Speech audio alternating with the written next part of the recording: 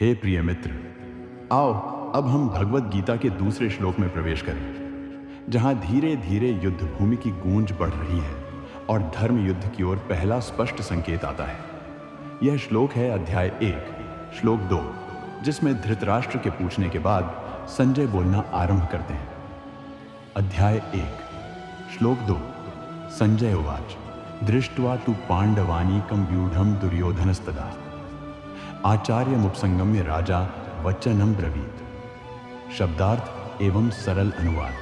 संजय ने कहा, हे राजन, उस समय जब दुर्योधन ने पांडवों की सेना को युद्ध के लिए सुव्यवस्थित रचना में खड़ा देखा, तब वह अपने गुरु द्रोणाचार्य के पास जाकर यह वचन बोलने लगा। भावार्थ मधुर वाणी में विस्तार से अब संजय दृश्य का वर्णन आरंभ करते हैं। उन्होंने क्या देखा? पांडवों की सेना जो सुव्यवस्थित, संगठित और तैयार खड़ी थी, जिसमें धर्म, शौर्य और साहस था। दुर्योधन ने यह देखा और उसके मन में चिंता की पहली लहर उठी। हालांकि वह राजा था, उसकी अपनी विशाल सेना थी, लेकिन जब उसने सामने धर्म के पक्ष में खड़े हुए योद्धाओं की व्यवस्था देखी तो वह डगमगाया। लेकिन वह अपनी चिंता को छुपाकर अपने गुरु द्रोणाचार्य के पास गया, जैसे कोई शिष्य अपने शिक्षक से कृपा, समर्थन या रणनीति की अपेक्षा करता है। इस श्लोक में क्या छुपा है?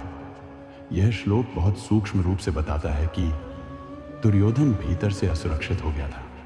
उसके मन में यह बात गहराई से बैठ गई थी कि पांडवों की सेना केवल योद्धा नहीं, धर्म से प्रेरित योद्धा है, और यही डर उसे द्रोणाचार्य की शरण में ले गया। यह श्लोक उस आंतरिक भय की झलक है जो केवल बाहर से बलवान दिखने वाला व्यक्ति मन के भीतर छिपाए होता है। मित्र, इसमें हमारे लिए क्या शिक्षा है? जब हम जीवन में किसी धर्मयुक्त शक्ति को सामने देखते हैं, तो यदि हमारे इरादे शुद्ध नहीं हो तो मन अपने आप डरने लगता है। वह बाहर से कठोर दिखता है, भीतर से कमजोर हो जाता है। दुर्योधन का डर उसकी कमजोरी थी और द्रोणाचार्य के पास जाना उसका आश्रय। लेकिन मित्र, यदि युद्ध धर्म के विरुद्ध हो तो कोई आश्रय भी उसे बचा नहीं सकता।